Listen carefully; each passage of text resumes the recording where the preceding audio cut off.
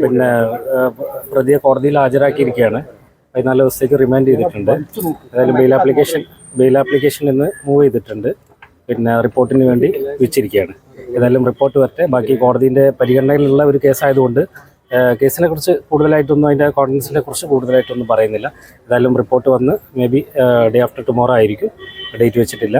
ഏതായാലും day after tomorrow report വന്നതിന് ശേഷം ബാക്കിയുള്ള കാര്യങ്ങൾ പ്രോസിക്യൂഷൻ അതിൻ്റെ റിപ്പോർട്ട് വെക്കട്ടെ. റിമാൻഡ് റിപ്പോർട്ട് വെച്ചിട്ടുണ്ട്. അതിൽ നേരത്തെ കണ്ട ഒരുപാട് കാര്യങ്ങളൊക്കെ വെച്ചിട്ടുണ്ട്. ഞാൻ ആ റിമാൻഡ് റിപ്പോർട്ടിലേക്ക് പോയിട്ടില്ല.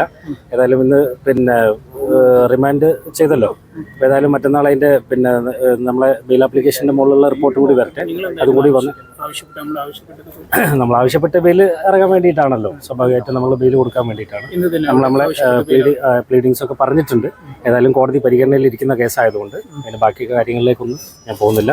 ഏതായാലും റിപ്പോർട്ട് വരട്ടെ. അതിന് ശേഷം നമുക്ക് ഇല്ല, പറഞ്ഞിട്ടില്ല. കോടതി ചില കാര്യങ്ങൾ റിമാൻഡ് ചെയ്യുന്നതായിട്ടുള്ള ബന്ധപ്പെട്ട കാര്യങ്ങളൊക്കെ കോടതി ചോദിച്ചിട്ടുണ്ട്.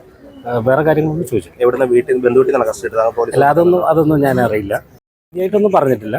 മറ്റുള്ള കാര്യങ്ങളിലേക്കൊന്നും ഞാൻ ഇപ്പോൾ പോകുന്നില്ല. ഞാൻ നേരത്തെ പറഞ്ഞല്ലോ, കോടതിയിൽ പരിഗണനയിലിരിക്കുന്ന ഒരു കേസായതുകൊണ്ട് അതിൻ്റെ കൂടുതൽ കാര്യങ്ങളിലേക്കൊന്നും ഇപ്പോൾ മഞ്ചേരി